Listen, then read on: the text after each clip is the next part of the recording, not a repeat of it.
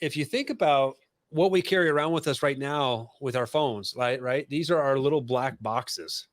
So now if you Mm. install a given retailer's, app on your device, that data that they're able to understand about who installed their app is very powerful. If you've given that app permission to track their location, well then, they can understand a lot of your different behaviors, like what locations you go to, what you frequent, where you shop, all of those different things.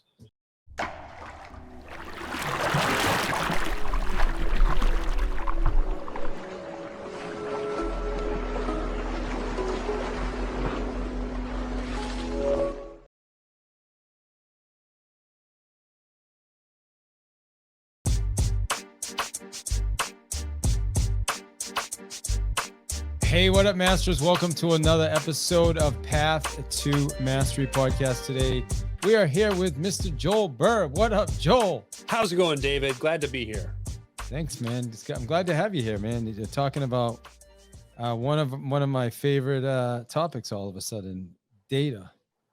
Hey, And makes the world go round. It does, doesn't it? It's like massively important these days.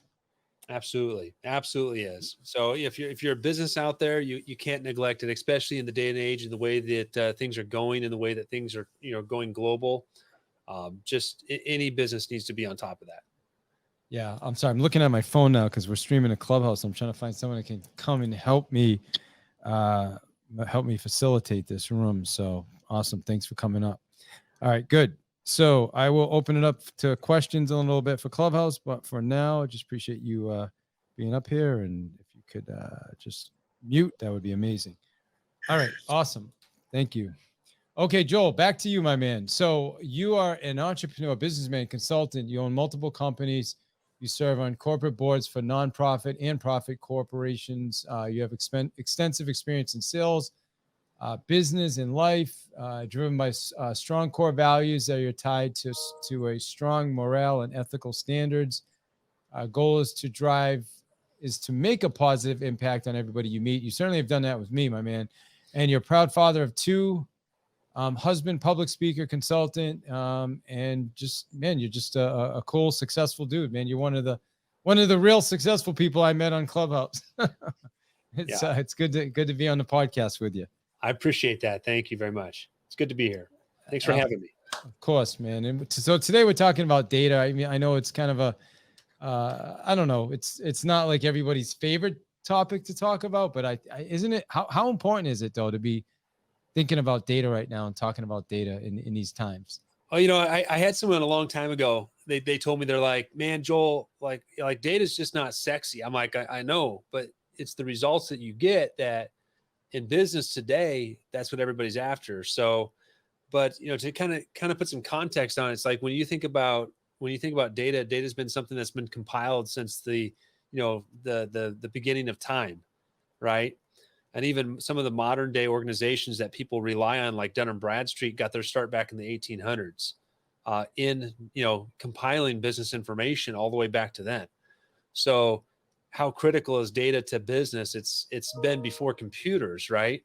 But especially now, you have a lot of people that are starting businesses, and that's one of the last things they think of. They don't think of the common things like CRMs and things like that to really organize stuff. And then they wonder why business fails, is they don't know what information to focus on. So, for in that respect, data is really important. Yeah. So we're going to have a conversation about that today. I've got, some questions myself, and then we're going to open it up to, if we get any questions from some people on Clubhouse. We've got about 30 people on Clubhouse right now. But so when you think about data, I mean, you hear about all these companies, like Apple, Google, right? Facebook, and so many others, right? You know a lot more than I do. Those are the big ones, right?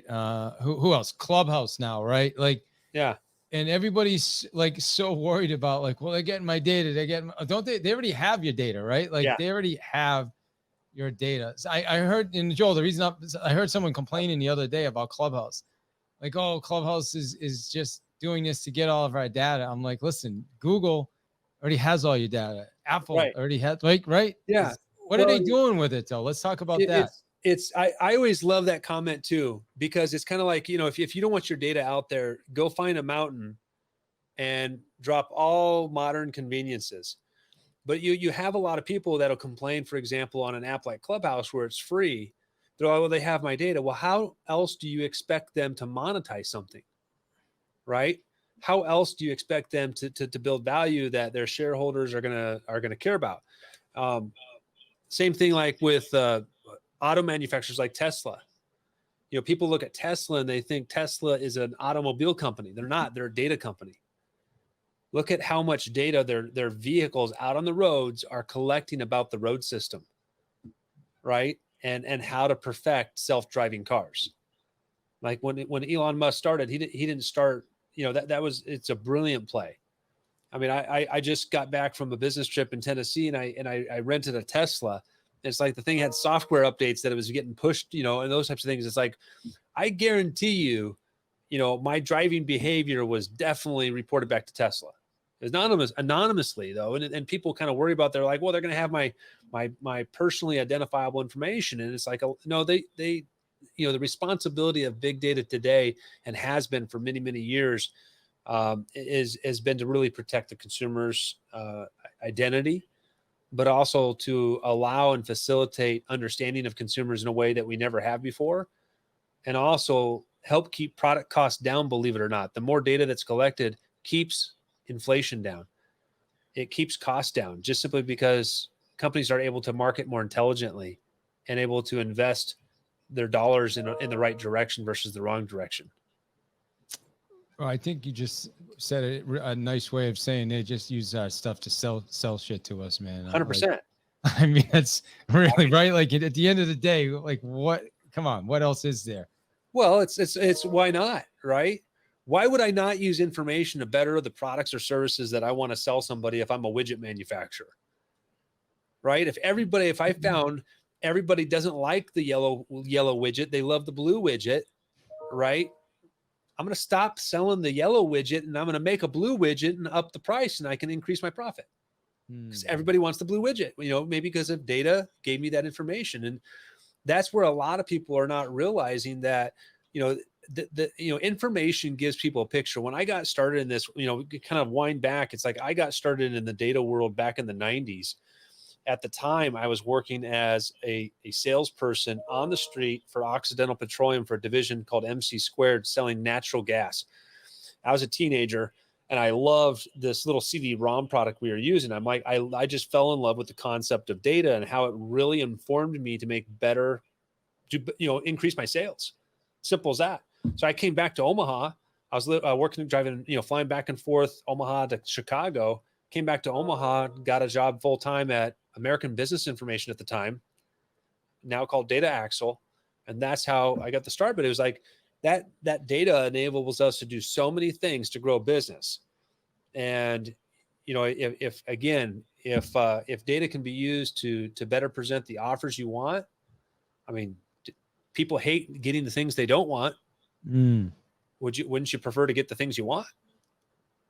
I know I certainly would, man. I'm thinking like, so for me, I mean, as a small business owner, and I have a consulting, I work with salespeople and on their sales process, right? What data would I be looking for? Like, let's give some examples for people out there. Like, so, what?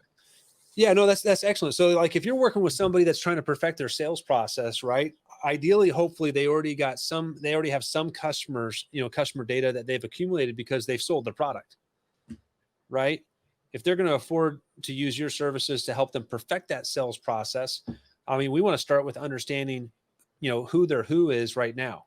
And there's some common questions, about who our who is. It's about, hey, what does that company or person do? Like, what's the picture of that person?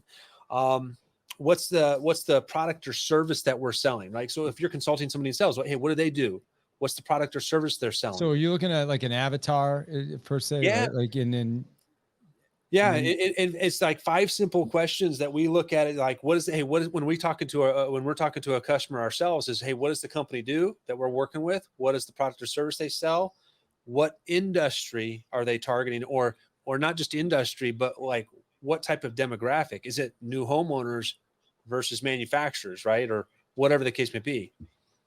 And then also too, like what geographical area?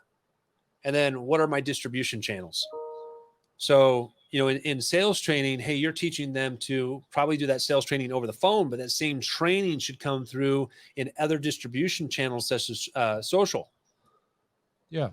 Right. But if you understand where your customers live primarily, or why they come to a distribution channel, like, you know, the difference between, and in fact, if you like listen to Cardone University, Grant Cardone talks about this as far as like people are different in different channels. The person goes to Twitter or X or whatever they want to call it now for a different reason than they go to Instagram. They go to LinkedIn for a different reason than Facebook.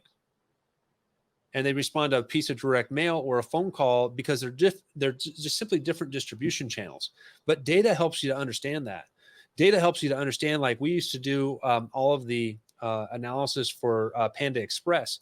And one of the unique things that we found is that, hey, they had easy flow customers that would come in just because of advertising, just because of who they are. But there's a whole layer of customers, a whole segment that we could actually drive to come in that would not normally come in just with a small incentive. But with data, we can identify that. So now I get the simple organic traffic that's coming in, but now with a little simple incentive, I can now, you know, add another third to my business. So that's so Panda Express, that's that's like the Chinese food at the mall or something. Is that what that is? Yeah. But I thought that's like the only thing every time I've ever seen that. I personally don't eat a lot of that, but yeah. The other ones are giving you like the little you know, when you're walking by, they're giving you samples. Right. Yeah. No. So then, and when they were starting to grow, this was a number of years ago, but it's like, you know, we helped them do all of their direct mail, all of their store launches, their national campaigns, and everything. And it was all centered around using data to deliver that. And when you got that coupon, and for example, you went and redeemed it, like we're looking at every aspect of you: married, has kids, cars you drive, things you subscribe to, all of those things, to get a clear idea of why did you redeem that offer. Well, here's the thing. I've never in my that's why I was confused by what you said, because I've never in my life received a coupon from them, Panda Express, because I don't eat Panda Express, right? So actually they're doing their job pretty well, because if they sent me a coupon, it would be a waste of time. Yeah, well, they stopped doing direct mail like that. So they're more, they migrated over to digital app. So now you get the same thing. I don't see their ads. Right. How targeted is it? Would they only show it to people that are interested, or would just everybody see? Like how much can they target that down to really identify their client? Well, if you think about what we carry around with us right now with our phones, right? These are our little black boxes. So now if you install a given retailer's, you know, app on your device, that data that they're able to understand about who installed their app is very powerful.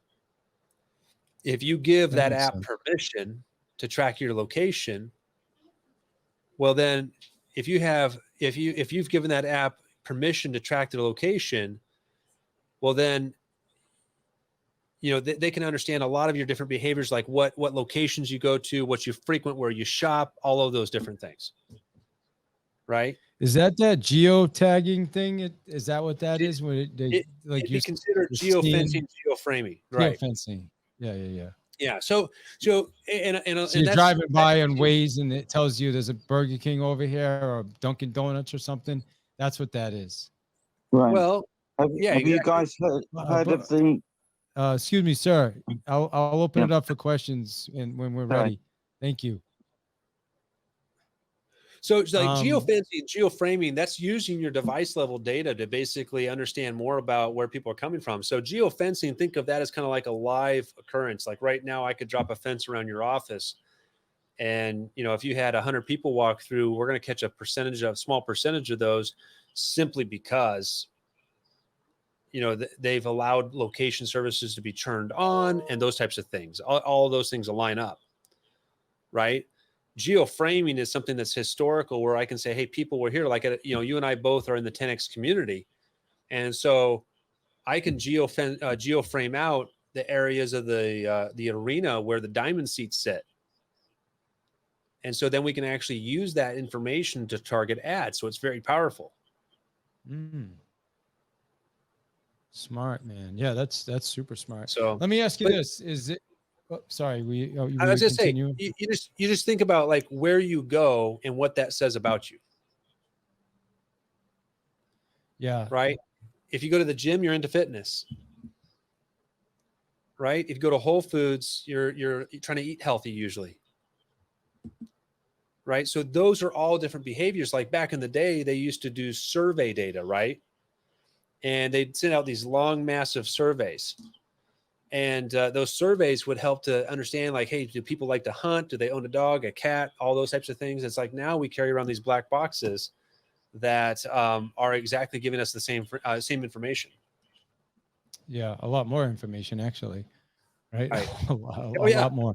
Talk about, like, so here's something that happened, and you tell me if I'm just imagining things. So I wear Brooks shoes. Well, I used to wear New Balance years ago, but I've been wearing Brooks. I do triathlons, and yeah. So my wife and I were having a conversation about a month ago about getting new sneakers. Now I'm trying to get her to do Brooks, and she just like refuses. Like she wants to stay with New Balance. I'm like, no, you got to try the Brooks. Like, no, I want. And I swear to God, Joel, all of a sudden, everywhere we go, we're seeing New Balance, like on Facebook, on Google, like, I think they're freaking listening, bro. Right. Like, I feel like they're listening to us, man. And they have to be, right? Because of Alexa, Google, all that stuff, right? Right. Well, there's probably some truth to that. But when it comes to like ad targeting, there's not the ability to say, hey, if somebody says this keyword, display this ad. Okay, so it's not so much of that. However, it's more so of understand your behavioral patterns that led up to that moment. Each of us are on a journey for different products or services.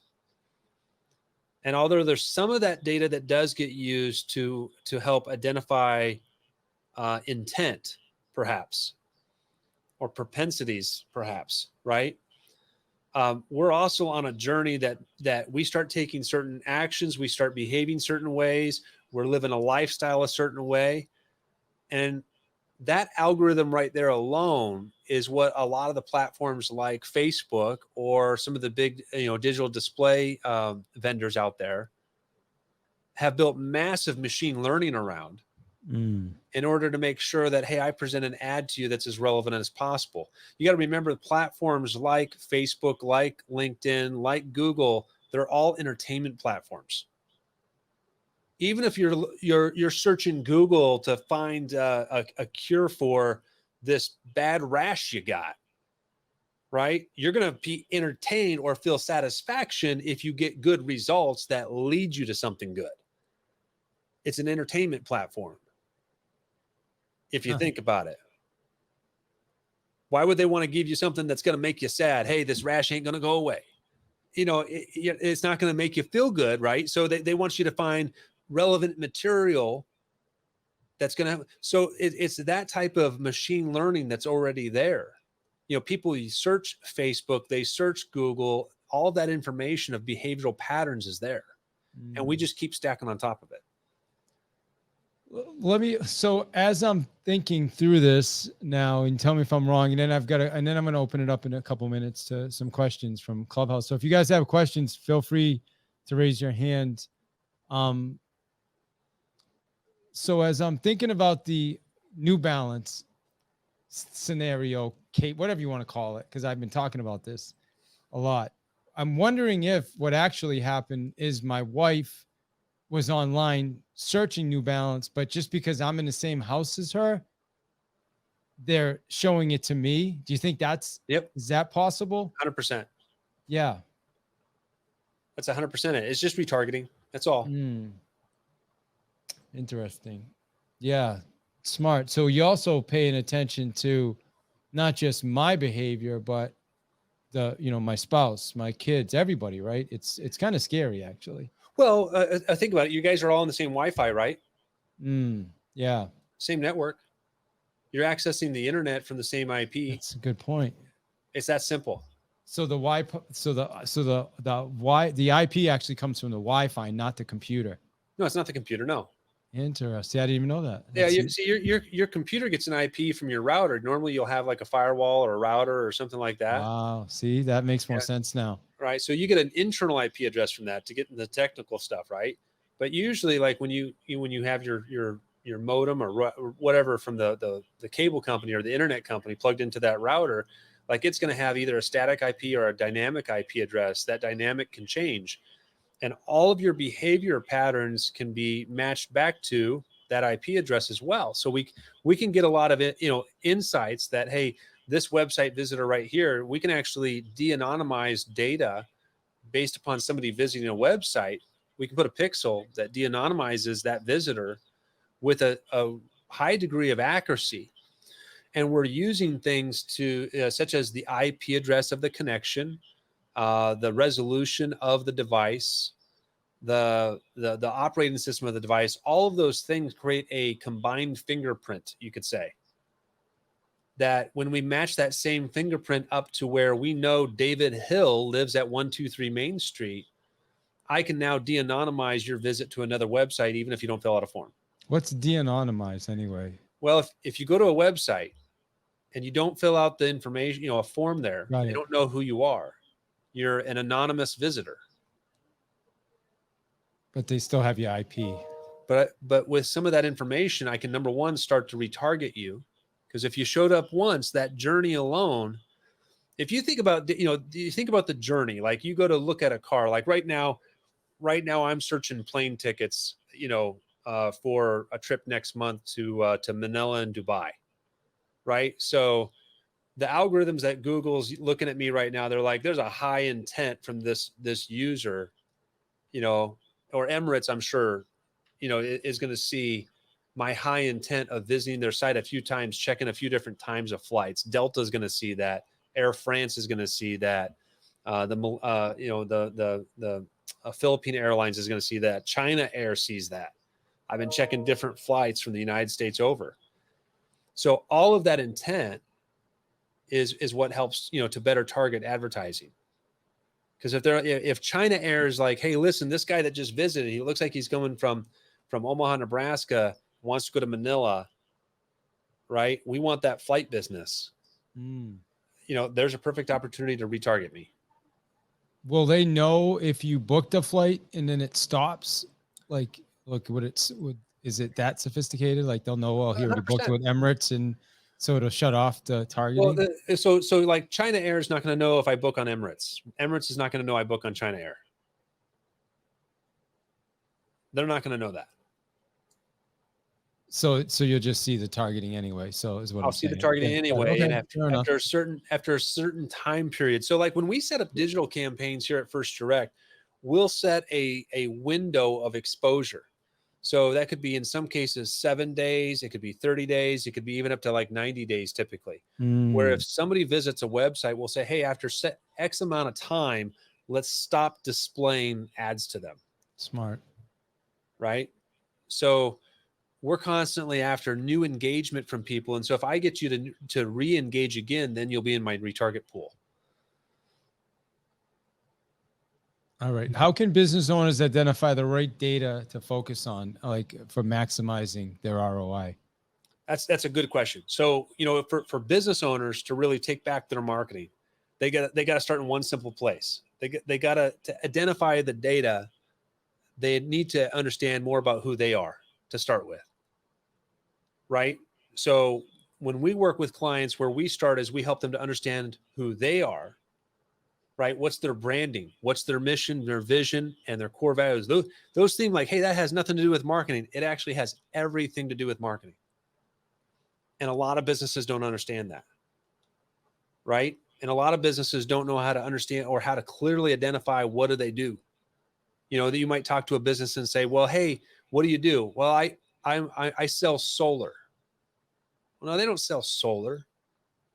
They help homeowners to save money on energy so they can, have a more fulfilling life or whatever the case may be. Like, just like I don't sell data and marketing services, I sell growth and success. Mm. So what I do has got to be really honed down, because now I'll correctly identify my market. So if we understand about, I always get that question, well, what's the right list? Well, let's stop first. Let's understand more about who you are. What do you have in place? Do you know who you are? What do you actually accomplish for somebody when they use your product or service, right? And then who's your who? Who's your P2P? Who's your person to person that we can market to, right? And at what point in the journey are we asking them to do something, and is that the right timing?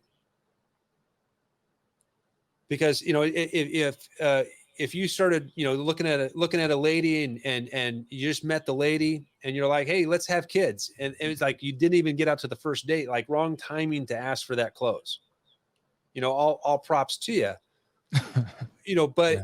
at the same time, it's like you have to understand the journey of your prospect through the process of where they become a customer.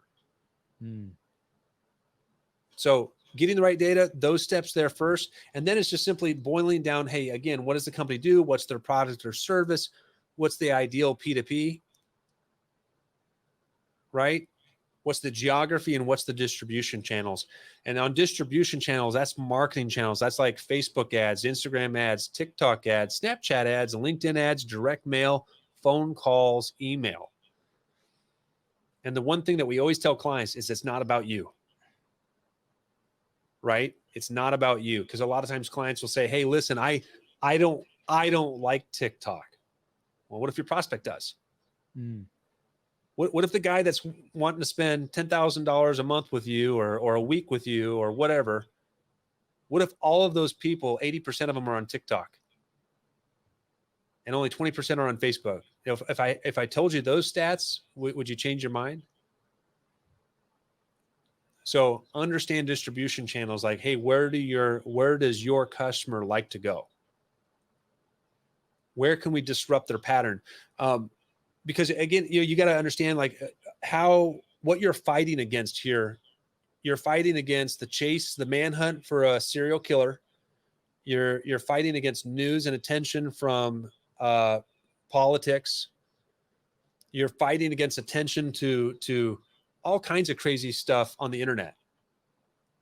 So when you're advertising your company, you got to understand like what do you got to break through with your audience, and how do you do that with the right data? Once we identify those things, now we can zero in on that audience and figure out how to activate them. Love it, man. All right. So Clubhouse crew, we have we get about 35 people here. So if you have a question, just give me a mic flash. We'll get to your question. I know Mark, I think, had a question earlier. So I don't know. If you have a question, give me a mic flash. I'm gonna count down 3, 2, 1. If I don't see any mic flashes, we're just gonna keep moving. All right. Well, it looks like we don't have any questions today on Clubhouse. But we do appreciate you guys hanging out. By the way, don't forget to support my kids ride this month. I'm riding 500 miles to fight kids' cancer. So anything you can do is greatly appreciated. It goes for a great cause for kids. And it's a tax write-off too, by the way. So there's a link up there. Make sure you click on that link. I'll also drop it in the show notes for the month of September. So appreciate that. All right. So Joel, give us what would you say is the biggest mistake people make when it comes to this conversation we're having right now with data and marketing in general? Marketing in general. And yeah. They don't test enough. In other words, they before the jello even firms up, they start changing stuff. And they're not consistent with it. Consistency would probably be one of the biggest killers in marketing. So that's why I highlighted like, hey, we got to understand where your prospect is at the right time to get their attention.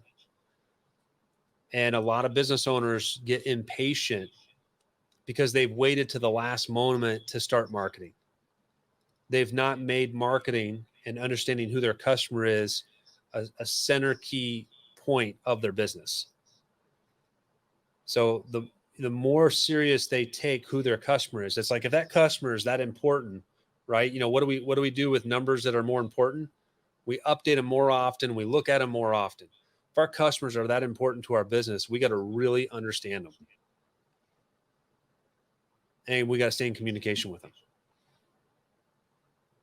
So if I'm understanding right, the first step before we start doing any marketing is really figure out who our customer is, right? Become clear. And then number 2 is where are they, right? Yep. And then you start figuring out like what to say to them and how to target them. No, 100%. Because where are they? Like again, if I reach you on LinkedIn, it's a different conversation with you than on Instagram or on Clubhouse, right? If Clubhouse offered sponsored ads, which would be brilliant, by the way, I think. But it's when I reach you on a web page, you're a different David Hill than when we're targeting you on a Facebook ad. We're catching you at different moments. When I get you in the mailbox, right, it's a different thing. If I was a local HVAC company, I need to have a clear call to action, that hook story offer, that will move you to take action, a clear call to action, move you to take action in a very guided way. And I need to understand how I'm going to have all those channels come together. So there's a combination of evergreen type branding assets that businesses need to focus on, as well as, hey, how do they start to identify when somebody's starting to raise their hand? The more engagement they have, they visit this page, they visit multiple pages, then those are the people that you change your offer to. You change what your call to action is.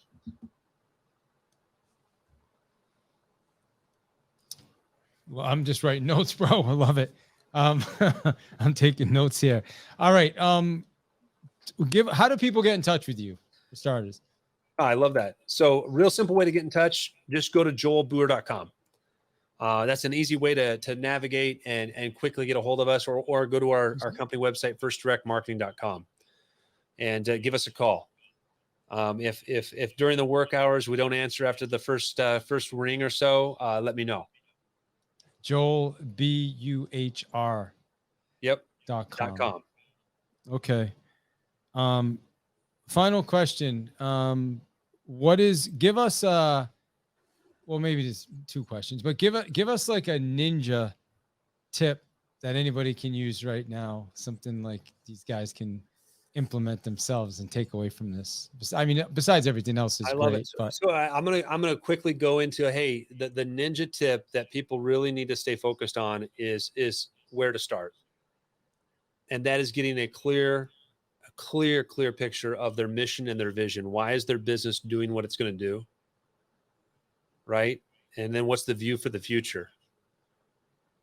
Because when they get crystal clear on that, now we can start moving. Because if you can't get clear on your mission, your vision, then why are you even going to spend money on marketing for a business? Why is, what's the purpose of that business? How does it impact people?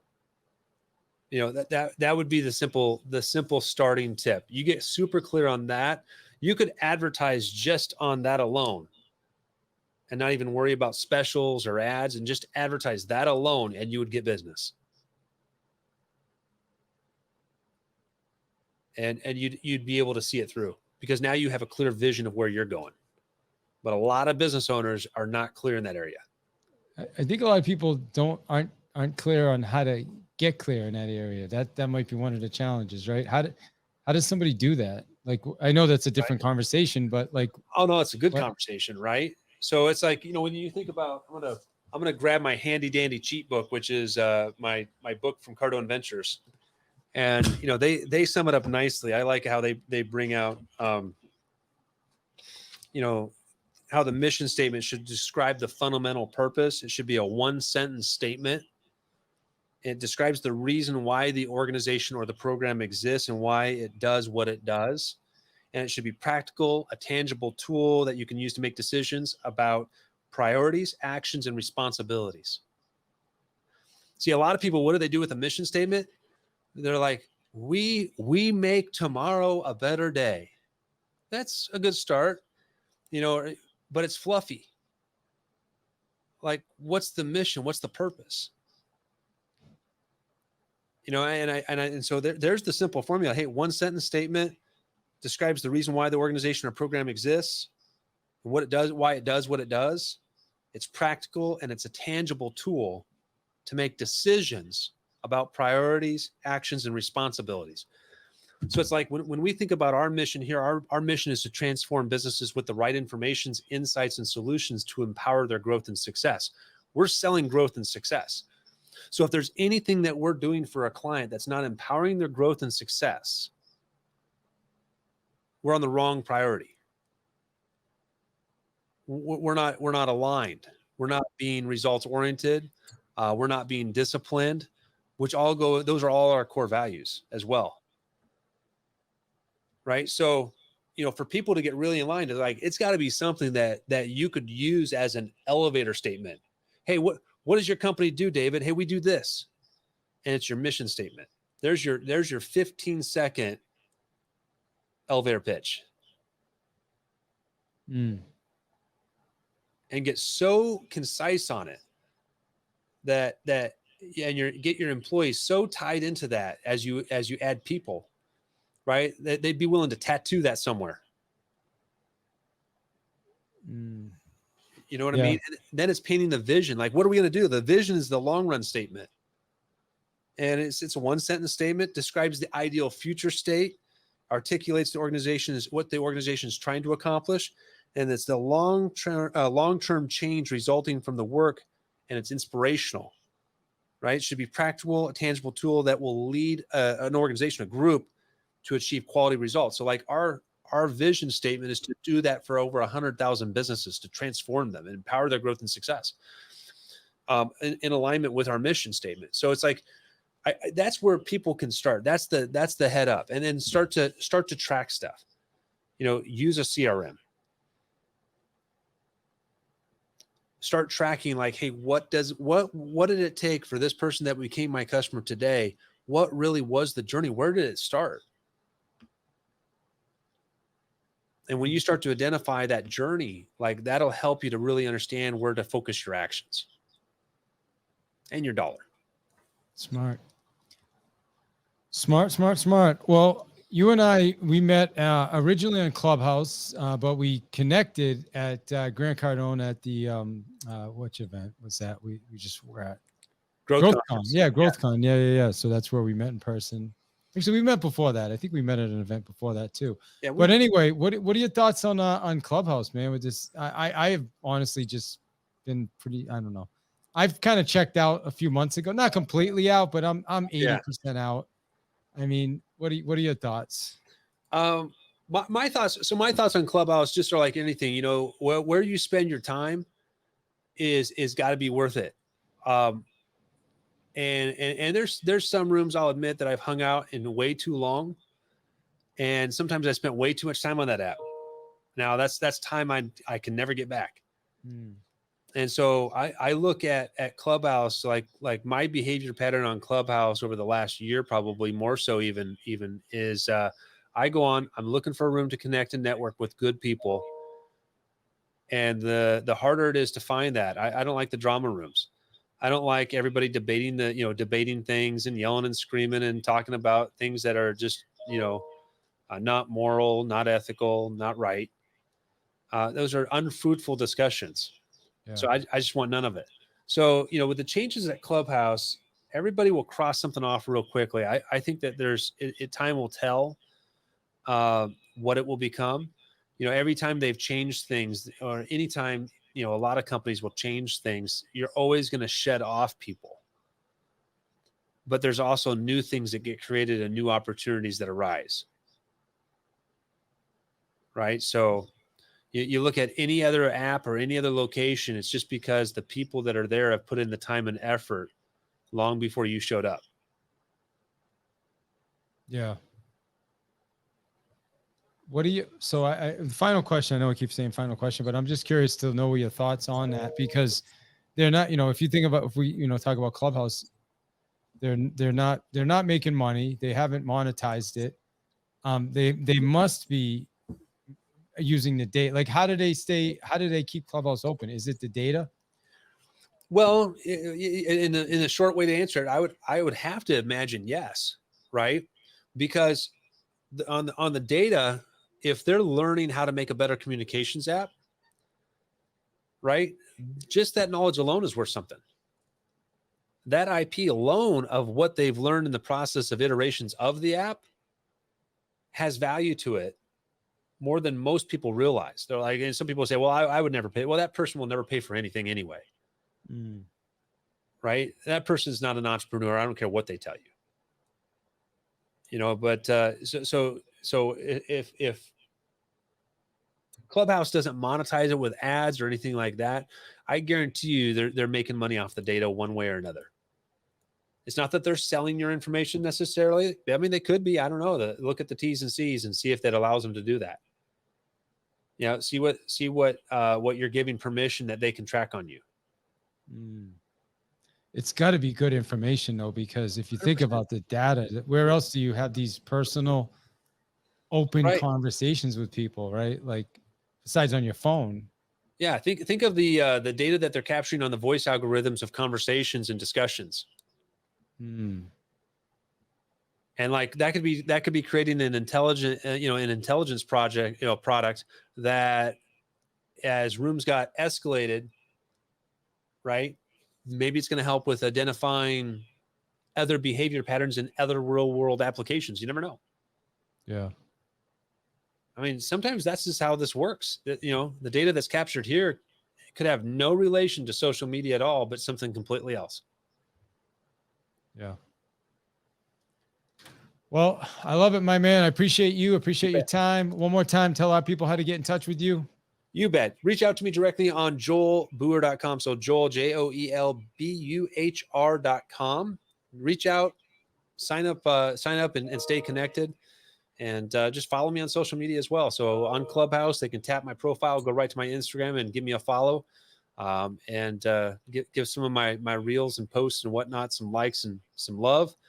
And if there's any way that I can ever help them, by all means, that's what we're here for. We're here to service companies and help them to grow and succeed.